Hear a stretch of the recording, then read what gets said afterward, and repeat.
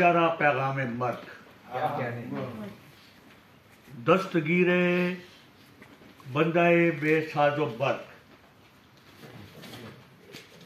قرآن پاک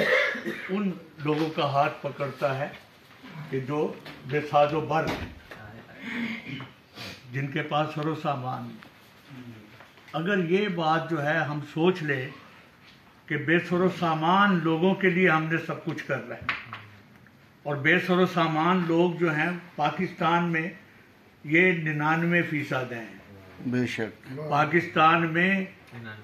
قریباً 1% لوگ ہیں جن کے پاس ساز و سامان ہے، باقی سارے جو ہیں وہ ترس رہے ہیں،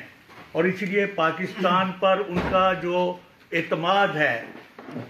وہ شاید متزلزل ہو رہا ہے کہ پاکستان اس لیے بنایا گیا تھا کہ چند دولت مند لوگ،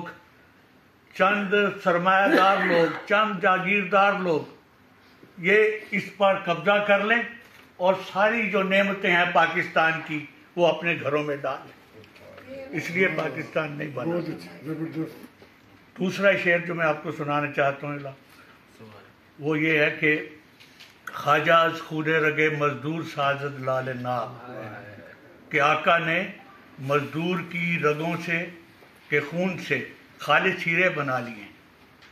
از جفائے دہ خدایاں کشت دہقانہ خراب،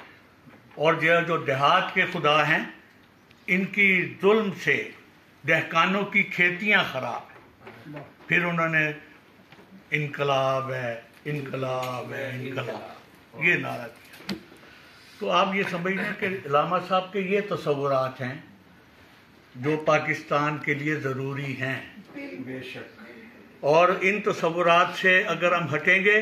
تو پاکستان جو ہے اسی طرح سے ہو سکتا ہے، خدا نہ خواستہ مزید ٹکڑے بھی ہو سکتا ہے، جس طرح سے کہ پہلے مشرقی پاکستان ہم سے جدا ہو گیا۔ مشرقی پاکستان ہم سے اسی لیے جدا ہوا کہ ہم نے ناانصافیاں کی، یہاں پر ہمارا نظام جو تھا وہ ایسا نظام تھا کہ جو ناانصافیوں کا نظام تھا۔ تو میں یہ سمجھتا ہوں کہ یہ جو